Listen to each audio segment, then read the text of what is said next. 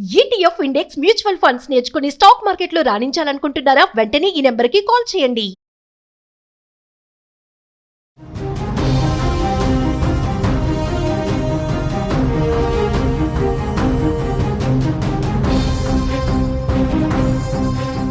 నమస్తే, welcome to Suman TV. ప్రస్తుతం మనతో పాటు ఉన్నారు మేనేజ్మెంట్ కన్సల్టెంట్ సంపత్ సముద్రాల గారు. సార్తో మాట్లాడదాం. నమస్తే sir. Sir, Trump birth right citizenship ban చేశాడు. మరి అసలు ఎందుకు బ్యాన్ చేశారు? రూల్స్ ఏంటి అంటే నేను చెప్తాను. మీరు ఈ ఎగ్జిక్యూటివ్ ఆర్డర్ యొక్క టైటిల్ని చూసినట్టయితే అందులో ఆ ఎగ్జిక్యూటివ్ ఆర్డర్ యొక్క టైటిలే ఏమనుంది అని అంటే protecting the meaning and value of American citizenship అన్నాడు. And he's very concerned and worried about anybody and everybody taking the citizenship. So he wants to control that. Yes. Okay. Because by giving the birthright citizenship, it is not only the baby who is born on the land, but on a later date, the parents are also getting those kind of rights and they're getting that kind of a comfort. ఇదొక easy వేగా అయిపోయింది అన్న ఉద్దేశంలో he has put in this. అలా కాకుండా ఓ interesting point చెప్తాను మీకు నేను. Okay, medical tourism అని ఇండియాకి వేరే కంట్రీస్ నుంచి జనాలు వస్తూ ఉంటారు. మీరు హాస్పిటల్లో, హైదరాబాద్ హాస్పిటల్లో కానీ ఇంకెక్కడ ఇండియన్ హాస్పిటల్లో చూసినట్టయితే చాలామంది ఫారినర్స్ ఉంటారు. వాళ్ళు ఎందుకు వస్తారు అని అంటే they just come for the medical treatment. కానీ అమెరికాలో ఎలాంటి టూరిజం ఉంది అని అంటే బేబీ డెలివరీ టూరిజం అన్నట్టుగా వెళ్తున్నారు. You understand my point? People are going there just to deliver their babies. Yes. ఎందుకై ఉంటుంది ఇది? Because if the baby is delivered on their land, then the baby gets the citizenship. Yes. You understand my point? Yeah. ఇలా and then మన వాళ్ళు temporary వీసాల మీద వెళ్తారు, tourist వీసాల మీద వెళ్తారు, H1B వీసాల మీద వెళ్తారు. Various countries people come on various kinds of temporary immigration visas. When they come with those visas and deliver babies, the baby gets the right. With the right of the baby, in the days to come, it becomes a cakewalk for the parents to get their citizenship in US.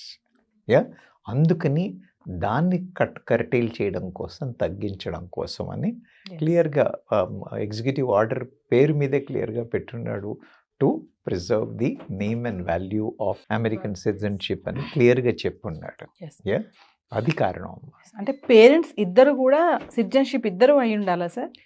లేదమ్మా, దాంట్లో ఎలా అనంటే when he as this executive order when it is talking about it says the LPR, legal permanent residency. Okay, green card holders అయి ఉండొచ్చు, లేదా what you call process complete అయిపోయి wait చేస్తున్న వాళ్ళు అయి ఉండొచ్చు. H1B1 అయిన తర్వాత పర్మనెంట్ రెసిడెన్సీకి clearance. So they have rights for a permanent residency అని అన్నవాళ్ళు కానీ, గ్రీన్ కార్డ్ హోల్డర్స్ కానీ, వీళ్ళ వాట్ యు కాల్ సిచ్యువేషన్స్లో మాత్రమే అని అన్నారు. అలాంటప్పుడు అక్కడ పేరెంట్స్ ఇద్దరికీ ఒకేసారి రావాలి అనేది ఏమీ లేదు. Husband might have gone before, he got the permanent residency, and then the wife followed. It may take some time. Similarly, a wife might have gone, and for spouse lo evaro okku mundelli unna kuda vallaki rights vachi untayi. So kanisam either of them should have the LPR. Either of them, if they have LPR, then it becomes what you call, then the kids get the ఒక్క పేరెంట్కి కూడా లేనట్టయితే కుదరదు. Legal status ఏముంటుంది sir? Legal status అని అంటే అమ్మా, it's a very very complex subject ఇది. Okay, మీరు ఇప్పటికే దాదాపు 18 స్టేట్స్లో దీనికి అగేన్స్ట్గా కేసులు ఫైల్ అయి ఉన్నాయి. ఓకే, కుప్పల తెప్పలుగా కేసులు ఫైల్ అవుతూ ఉన్నాయి. ఎందుకు ఫైల్ చేస్తున్నారు, ఏంటి ధైర్యం అని అంటే, లీగల్ ఎక్స్పర్ట్స్ ఏమంటారు అని అంటే, అమెరికా కాన్స్టిట్యూషన్ అమెండ్మెంట్ 14 ప్రకారంగా they have bought in this concept of birth right citizenship. Yes. If you want to take away that, it has to be another amendment. It can't be a executive order. Yes. ఈయన executive order ఎందుకు తీసుకొచ్చాడు, మీరు చేయడం ఇంకా కాంగ్రెస్ ఇది అక్కర్లేదు, ఏం objection లేదు, ఉండిపోతుంది అన్నట్టుగా తీసుకొచ్చాడు. కానీ అలా చేయడానికి లేదు. ఇట్స్ ఎ కాన్స్టిట్యూషనల్ అమెండ్మెంట్ కాబట్టి మళ్ళీ కాన్స్టిట్యూషనల్ అమెండ్మెంట్ లాగానే రావాలి, కాబట్టి అది ఇదే అవ్వాలి, కాబట్టి దీనికి స్టాండింగ్ లేదు అని అంటే, ఫర్ ఎగ్జాంపుల్ మళ్ళీ అలా కాదు, కాంగ్రెస్కి ఏం సంబంధం, ఎగ్జిక్యూటివ్ ఆర్డర్స్ని వాళ్ళు ఏం ఛాలెంజ్ చేయలేరు అని అన్నప్పుడు ఇంప్లిమెంటింగ్ అథారిటీస్ కానీ లీగల్ వీళ్ళకి కానీ అవకాశాలు లేకపోయినా కోర్టులు ఛాలెంజ్ చేయడానికి అవకాశం ఉంది. ఎస్. కాబట్టి కోర్టు వర్డిక్ట్స్ ఎలా ఇస్తుంది అనేది ఖచ్చితంగా doubt. And everybody is confident, most of the people are confident saying that ఇది కోర్టులో నిలవదు. ఇది కోర్టులో నిలవదు. Not because of any what you call immigrants or LPR ఈ కండిషన్స్ కాదు, వాళ్ళ కాన్స్టిట్యూషన్ పరంగానే ఉంది. కాబట్టి కాన్స్టిట్యూషన్ అమెండ్మెంట్ అలా ఎలా చేస్తావు? Yes. You can't alter constitution with a president executive order అనేది లీగల్ స్టాండ్. కాబట్టి it is in a dilemma stage. Yes. It may not stand in court of law. దీనివల్ల మన ఇండియన్స్కి వచ్చే ఛాలెంజెస్ ఏముంటాయి సార్? ఇండియన్స్కి వచ్చే ఛాలెంజెస్ ఏ కాదు, ఎనీ ఇమిగ్రెంట్స్కి వచ్చే challenge ఏంటి? ఇప్పుడు most of the time what happens, you know, who are the immigrants? Immigrants are the probable parents. Yes. అవునా? Young couples are migrating. అవునా? When young couples migrate there, that is their childbearing age. That is the time when they are expecting. Now, all these days, because the possibility of getting citizenship is there, most of them used to plan their kids when they're in US, even if they were on the temporary visa and things like that. ఇప్పుడు problem ఏమో వస్తుంది అని అంటే, should we plan, should we not plan? అవునా? Yeah, so their family planning will become a big, seriously it will be a challenge. ఈ టైంలో పెట్టుకోవాలా? ఆ తర్వాత if they are in that kind of a situation, baby delivery కన్నా ముందే పంపించేస్తారా? ఇదో ఇలా lot of confusion will be there for the temporary visa holders. Yeah. So finally coming to NRIs, మరి ఈ బర్త్ రైట్ సిటిజన్షిప్ రద్దు చేయడం వల్ల ఎన్ఆర్ఐల పరిస్థితి ఏంటి? ఎన్ఆర్ఐలో మీరు చూసుకున్నట్టయితే ఆల్రెడీ పర్మనెంట్ రెసిడెన్సీ దారిలో ఉన్న వాళ్ళకి, పర్మనెంట్ రెసిడెన్సీ వచ్చిన వాళ్ళకి ఏం ఇష్యూ లేదు.